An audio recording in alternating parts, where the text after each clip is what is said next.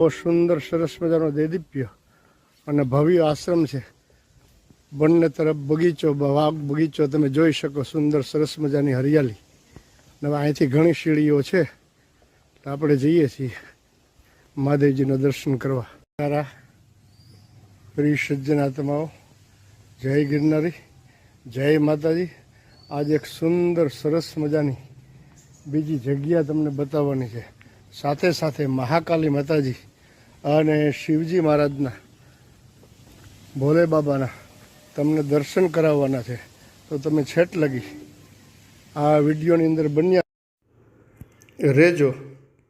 તો આ મંદિર જૂનાગઢથી તમે વિસાવદર, સાસણ, સત્તાધાર, બિલખા, મેંદરડા ક્યાંય પણ જતા હોય ને, તાલાળા વગેરે, તો આગળ જતાં જૂનાગઢથી જતાં પાદરિયા ગામ આવશે, ત્યાં ફાટક આવશે. ફાટક વટી જાઓ એટલે ડાબા હાથ તરફ એક સિમેન્ટ રસ્તો આવશે. ત્યાં આ રીતનો આખો બોર્ડ લખેલો છે. તમે એમના જોઈ શકો. નજરો નજર નિહાળ મહામાયા મહાકાલી આશ્રમ પાદરિયા. એ સિમેન્ટ રોડ ઉપર સીધું તમારે વહી જાવ એટલે સીધો આ આશ્રમના દ્વાર, દરવાજા, ગેટ આવી જશે. આવો સુંદર સરસ મજાનો શ્રીયંત્ર જ છે. આખું મંદિર જ શ્રીયંત્ર સ્વરૂપ છે. તો ચાલો આપણે આશ્રમમાં જઈ અને એમના દર્શન કરીએ. બારોબાર આવો સુંદર સરસ મજાનો રસ્તો છે. તો હવે વિલંબ શા માટે, ચાલો આશ્રમમાં પ્રવેશ કરીએ. આવો સુંદર સરસ મજાનો દેદીપ્ય અને ભવ્ય આશ્રમ છે. બંને તરફ બગીચો, વાગ બગીચો તમે જોઈ શકો. સુંદર સરસ મજાની હરિયાળી. હવે અહીંથી ઘણી સીડીઓ છે. આપણે જઈએ છીએ મહાદેવજીના દર્શન કરવા. તમે દર્શન કરી શકો છો ત્યાં જઈને. પણ આશ્રમની અંદર સુંદર સરસ મજાના બિલ્લીના ઝાડવા, વૃક્ષોપાલવના વૃક્ષો, આંબાના વૃક્ષો, આખો બગીચો એ આપ નિહાળી શકો છો. આ સુંદર સરસ મજાનો પીપળો, વડલો, ઉંબરો, નાળિયેરી અને આ બિલ્લી છે, જેમાં ઢગલાબંધ બિલ્લા પણ આવેલા છે. સુંદર સરસ મજાનો ભવ્ય આશ્રમ છે. એમના દર્શન કરાવું છું તમને. શિવજીના દર્શનના પ્રારંભની અંદર જ ગજાનંદ ગણપતિ મહારાજના આપણે દર્શન કરીએ. ત્યારબાદ આપણે હનુમાનજી મહારાજના દર્શન કરશું. ત્યારબાદ સુંદર સરસ મજાના નંદી મહારાજ, ધર્મ વૃષભ ભગવાન, કુર્મ નારાયણ, કચ્છ ભગવાનના દર્શન કરશું. આ મંદિરની બીજી વિશેષતા આપને બતાવું છું. ક્યાંય આવું મંદિર આપણે જોયું નહીં હોય. મંદિર છે અને આખી બીલીપત્રનું તો જંગલ તમે બરાબર. હવે કમળ ટાઈપની ડિઝાઇન છે, જોઈ લો. આખી પદ્મ મંદિરને ફરતી આખી જે પ્રદક્ષિણા માર્ગની રૂટ છે, રસ્તો છે, તેમને ફરતી આખી કમલ પુષ્પની પંખુડીઓ દ્વારા સુંદર સરસ મજાનું દેદીપ્યમાન ભવ્ય શ્રૃંગાર કરવામાં આવેલો છે. એકદમ નીરવ શાંતિ. હો ભાઈ. હવે મહાદેવજીનું મંદિર તો બંધ છે એટલે આપણે દસનામ ગોસ્વામી, અહીંયા સંત ભગવાન મનીષભાઈ કરીને એક સંત ભગવાન પૂજારી તરીકે છે. મહારાજજી તો, મહંતજી તો બહાર ગયા છે.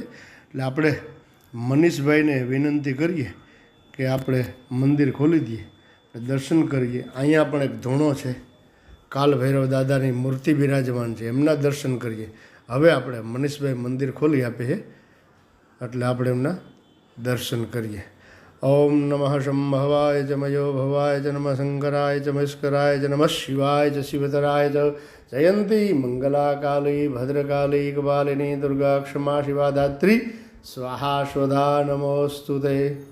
માતાજીનું દેદીપ્યમાન અને ભવ્ય મહાકાલી મૈયાનું સ્વરૂપ છે.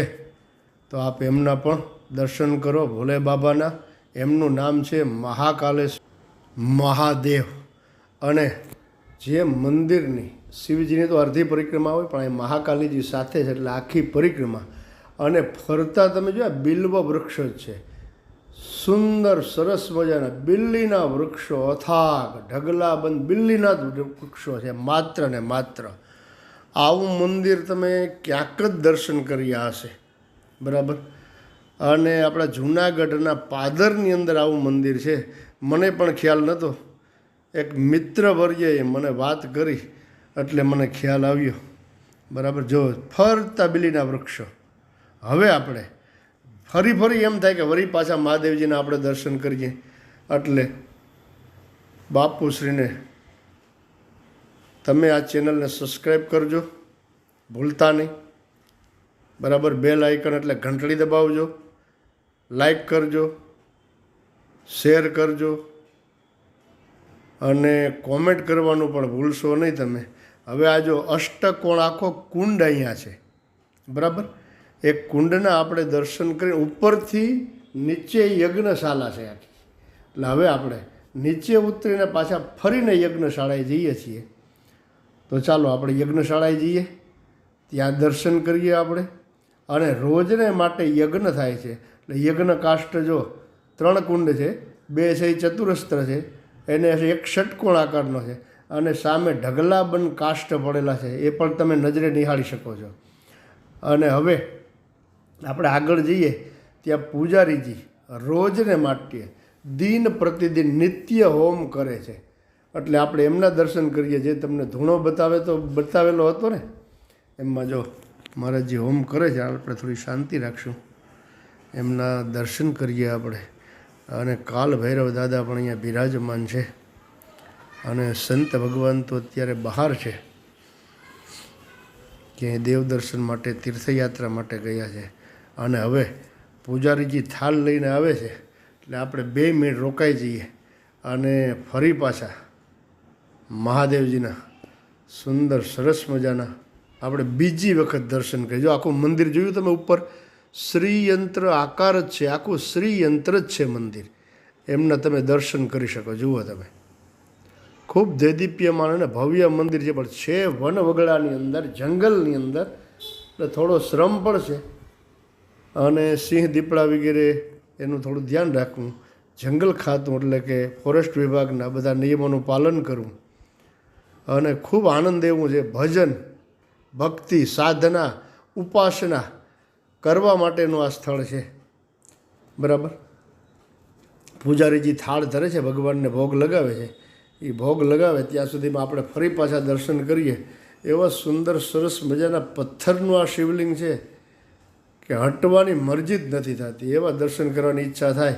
અને પાછા ઉપર બેઠી છે મા, જય મહામાયા મહાકાલી. એટલે ખૂબ અત્યધિક આનંદ આવે છે. બરાબર, છતાં પણ શું કરીએ, વિડીયો પૂરો થશે એટલે તમારા દર્શન મને દુર્લભ થઈ જાય. ભાઈ લોકો, બહેનો, માતાઓ. એટલે ફરી પાછા આપણે કોઈ નવા વિડીયોની અંદર ફરી પાછા આપશ્રીના દર્શન કરવા હું પધારીશ. તમે પધારજો. બરાબર, તો પૂજારીજી થાળ ધરી દીધો છે અને હવે આપણે છૂટા પડીએ. જય ગિરનારી, જય માતાજી. અને હાઈપનું બટન દબાવવાનું ભૂલશો નહીં. એ નવું વર્ઝન આવેલું છે યુટ્યુબ